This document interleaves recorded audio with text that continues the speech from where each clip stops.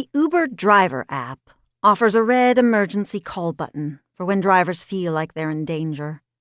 In her 18 months of driving, Penny had never even thought about using it. Until today.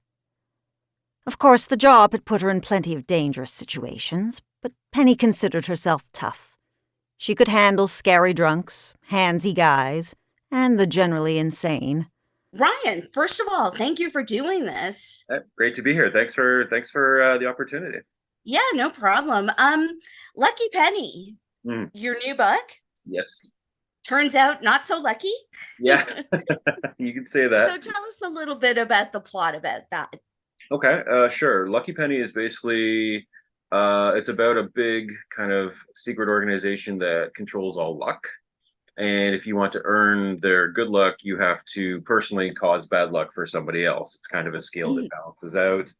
And it's told from the perspective of a young woman who finds her way into this strange new world, and she doesn't really want to participate, but she finds out she's currently at the wrong end of it. One of her friends is manipulating her life to earn bad luck, so one of her best friends is causing her bad luck to earn good luck.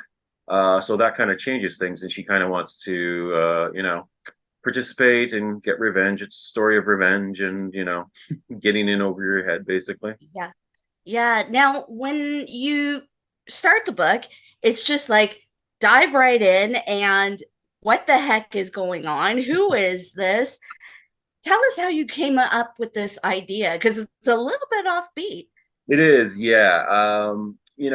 I had a couple of different versions of this. The first time I pictured this, it was kind of like, oh, well, it was a video game, really, kind of like that video game, The Sims, where people were manipulating each other's lives and stuff like Sure. that. I threw that at a friend of mine. He says, "That's good. There's something there." He's like, "But if you do the video game thing, you're getting dangerously close to the show Black Mirror. I don't know if you watched that on Netflix or what as No, well. I haven't Oh, seen that one. very science fiction. It's very technical, very what happens when tech goes wrong type things. It's great. You should watch Mhm. it if you have time. And we're both big fans of that show. And I said, yeah. So we started talking about it, and we both have always liked these, big conspiracy clandestine organizations. So it's Mhm. a centuries, 10 centuries old organization that makes it a little bit more evil. It's easier to Yeah. put evil intentions behind, a secret group than it is a video game, basically. So that's where we landed, and we came up with the penny concept. Big fan of tokens in books and like little things that can be passed around. Sure. So that's where the token came from. And the book was already the main character was already gonna be called Penny, and I'm like, oh my god, it's already gonna be called Penny. It's Lucky Penny. Isn't that great when that works out? It's a little bit Dan Brown and Mhm. it's a little bit Indiana Jones at the same time. Thank you. Nobody said that. I'll take both of those absolutely. Yeah. Yeah. Now, while you were writing this, what's going on in your head and sort of your process? Well, it's my first novel. So, and this kind of happened during the pandemic too. I've been a professional writer for like 20 years. This is my first novel. I've been doing a lot of blogs. I've been doing a lot of copywriting and stuff like that. Always wanted to. Uh, I guess I basically put myself through my own little self-made university, watching master classes from great novelists who offer up their insights. Dan Brown being one of them. Actually, when I watched his Mhm. master class, so I wanted to know how to build a proper story arc and how to tell the story that I want to tell. So I kind of put myself to school first. Then I wrote a first draft, and then I sent it to people that I love and trust, and they told me to change this and this and this. And Mhm. I was actually reading my very first draft of Lucky Penny, and I barely recognized it. It changed quite a bit Yeah. throughout the process. So, I mean, just simply learned how to do it and then try to get in there and do the dang thing, basically. Yeah. Yeah. Why start? What was it in you that wanted to write the story? I've always wanted to write a novel. I had time because of the pandemic. I got let go from my job, and I'm like, wow, Mhm. now or never, basically. And this story, I've had different versions of it, kind of kicking around in my head for a while.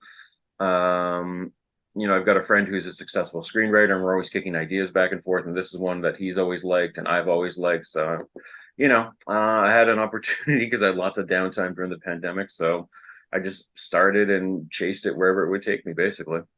Yeah, I think a lot of people are in the same boat where they use the pandemic to get creative. Hmm. Now, the pandemic played a role in getting this book done, Hmm. and you're also a 705er from Eagle Lake. I am, in fact, yes, proud repping the 705. Nice, nice. Now, one thing I've noticed is this area produces a lot of musicians, Hmm. writers, that kind of thing. Do you pull any inspiration from living in the 705? I can't not. I mean, I've moved into Toronto and Barrie. Well, I guess Barrie's technically 705. We both know it's different, Yeah. for sure. All of Ontario, if you're not in Ottawa, and Toronto, basically 705. Peterborough Yeah. 705. But I grew up here. I grew up in North Bay. Preschool, or yeah, middle school, just about right through, and then I went to Canada College for college as well.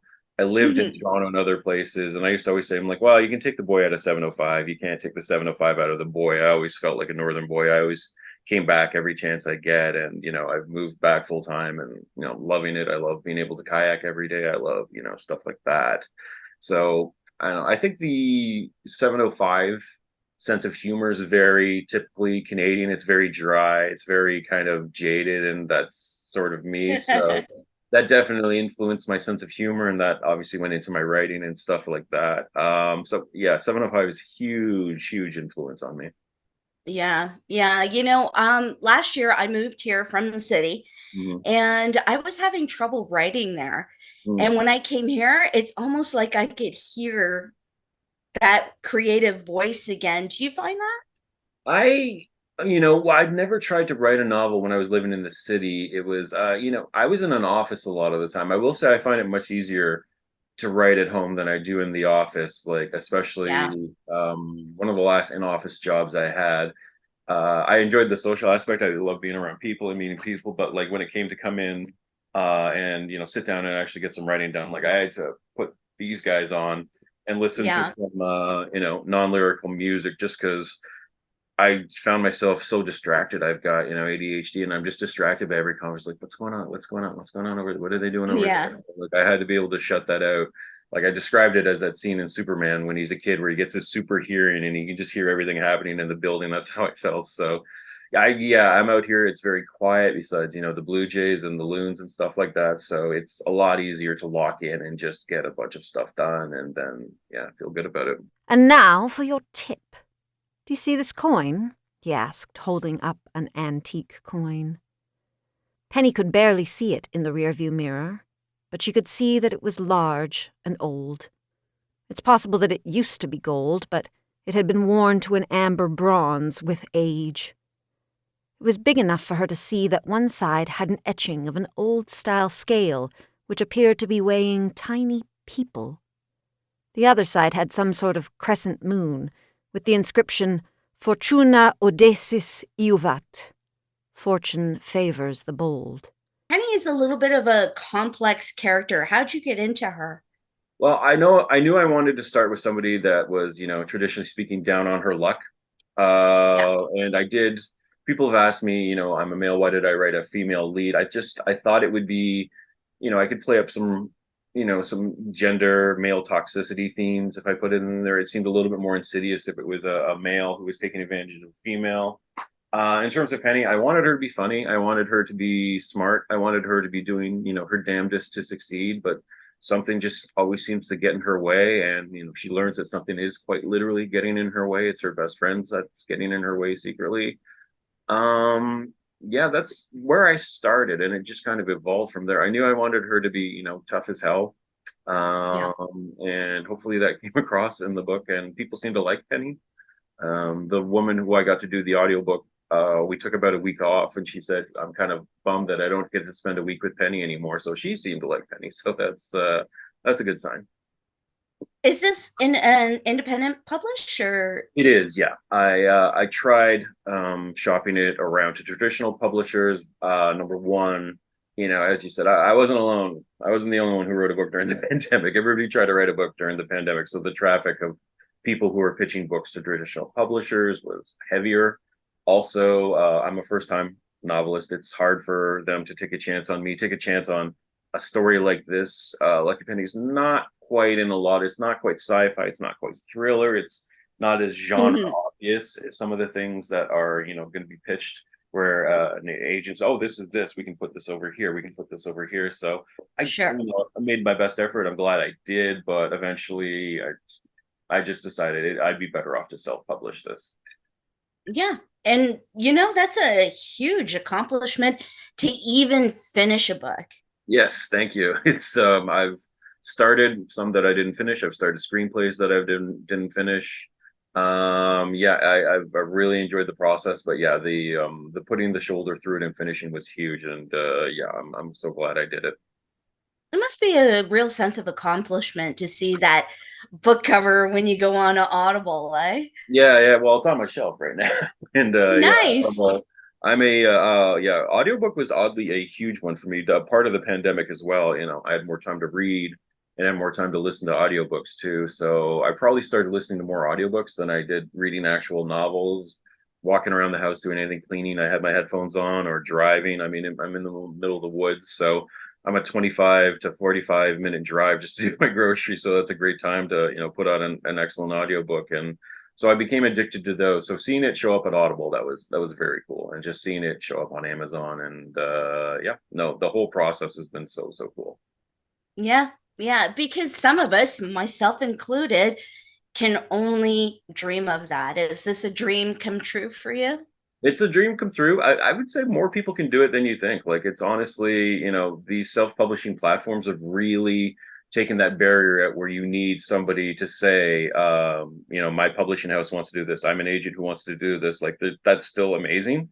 But it's not a must anymore. You can just self-publish and see where it goes. If nobody likes it, nobody likes it. If nobody reads it, nobody reads it. Learn from it, do it again. It's there, and I'm proof of that. Like, self-publishing works. It's great. Yeah. And how long did this process start from sort of concept to getting it online? It probably took me a year and a half to write it and rewrite it, and then I took about another half a year just to pitch it. The pitching process is literally sending it to hundreds of agents and publishing houses and stuff like. So I gave that a good 6 months. That didn't result in anything. I got some leads. I didn't get it. Clearly I didn't get picked up by a publisher. So I waited the 6 months, and after that I said, okay, it's time. I need to just get this out this in the world. I want to move on, and I want to write my next book. So let's get Penny out there. And even that it took a bit of time. And just between the audiobook and the actual book and the publishing, it does take a bit of time, but it's so much easier than people think it is. Yeah, yeah. And like I said, I really admire it. You must have really, really believed in this project to push it through You and do. see it through. Yeah, you've got to love the idea. So many, like I said, I've written books and screenplays that you put away after 50 pages. I don't love this anymore. I don't Hmm. think this is what I initially imagined. But Lucky Penny, the story evolved a bunch of times, but I always wanted to keep pursuing it, and I always kind of wanted to keep working on it. I mean, again, the process of working on it kept me busy and kept me sane during the pandemic. But no, I always liked the idea. I liked Penny as the protagonist. I liked a lot of the characters. I felt like people would want to spend time with some of the characters that I've thrown in there. So I Hmm. enjoyed it immensely. And yeah, if you don't love what you're working on, it's going to be really hard to finish. Yeah, that's what I was just about to ask you is would you describe this as a passion project? 1,000%. Yeah. I had no idea what I was going to do with it when I was done. I thought maybe I would try and sell it to publishers and stuff like that. I thought self-publish maybe, but yeah, definitely a passion project. I mean, wasn't making any money doing it. So, that's, Yeah, that's the definition, I suppose. it is a real commitment and it's a dream, Hmm. that kind of thing. So tell me, who are your inspirations to write Oh, this book? Because as a writer myself, there's somebody that you're basing your characters on. yeah. Well, I mean, when I was doing this, I was reading and listening to a lot of Stephen King's The Master, horror and He thriller. is the master. I'm actually listening to Rita Hayworth and the Shawshank Redemption right Oh my now. God, yeah, it's the best book movie combination of all Yeah, time. It's the movie's so true to the actual book, besides the character Red being black it and white. That's is. really the only difference. Yeah. I discovered Neil Gaiman and fell in love with him very quickly, and his writing style. He does stuff like The Sandman. He does stuff like Good Omens, American Gods. I went through his stuff really, really quickly.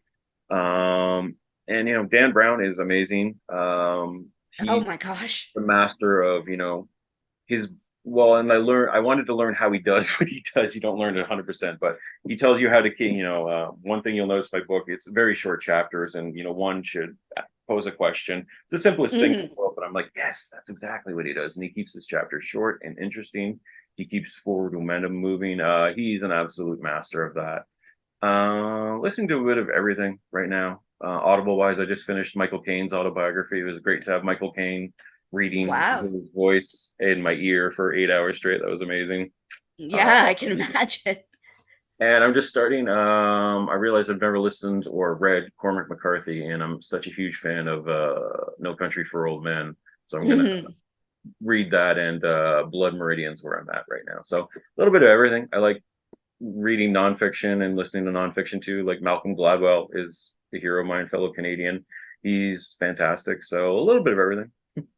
Yeah, one of my teachers when I was in school said something to me that always stuck with me is you have to read well to write well. Yeah, yeah. And those are very, very good inspirations that all those writers that you were just mentioning.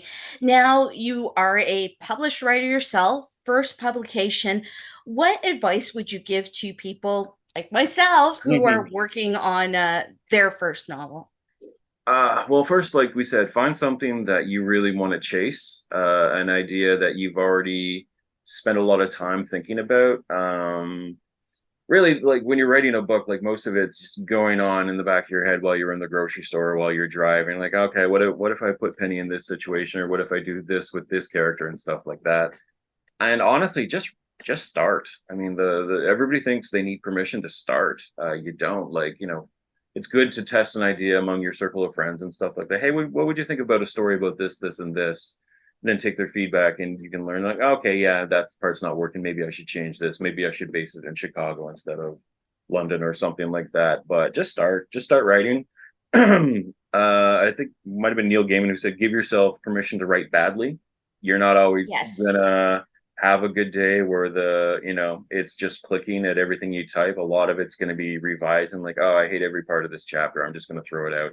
Or this scene is pretty good, but it's not clear what my character is really after here. So change this, this, and this.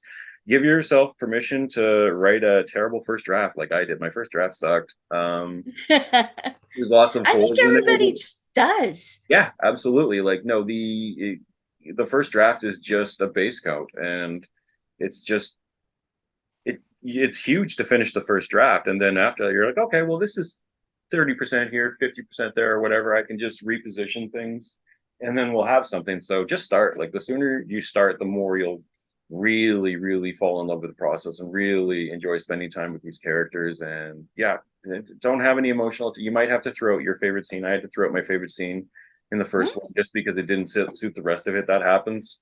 You're going to lose some good lines, you're going to lose some good scenes, but yeah, just start writing and then rewrite.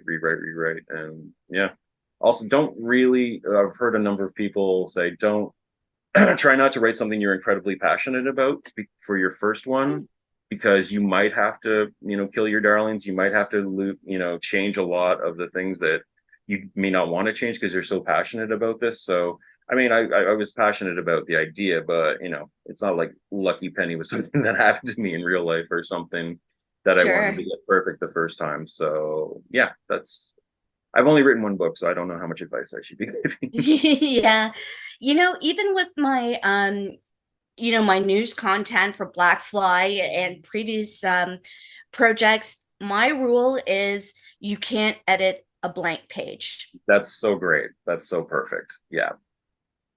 Like, get it done, even if you're just writing a paragraph a day, or Mm-hmm. if you're making plot notes, just keep the ball rolling, keep Yep. yourself inspired, because once you stop, Yep. lose, wow, you lose that sort of momentum and that passion that you're getting for what it is that you're doing. Protect the process. Like, don't worry about the amount of words you get done in a day. Just seek to sit down for 3 hours sustained. Like, that's or whatever you can work in. If you have kids, if you can only sneak in an hour and a half in the evenings, cool, do that. That's great. But protect that. Say no to things. Like, say no to yourself to be distracted and go do other things that might seem more interesting. With me, is like, the weather's nice, I should be kayaking or doing something like that. Yeah. But no, you need to protect your time where you're going to write from yourself. You need to protect it from other people. Like, okay, no, I can't do that right now. It looks like I'm doing nothing, but I'm actually working. So yeah.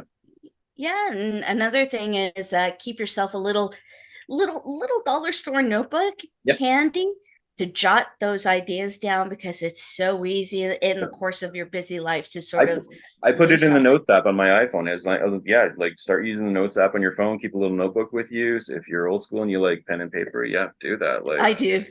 yeah, and I do. I think it's there's something about that that's a little bit inspiring to me, is just good old pen and paper, and then I do my rewrite on my computer, and it seems to be working for me, but everybody I think tactile. has It's their tactile to be process. good. I can barely read my own handwriting. I'm left-handed. That doesn't help. But yeah, no, the tactile feel of the paper and stuff like that. Yeah, no, absolutely. I have a journal that I write in by hand, and I don't know what's in it. I have no idea.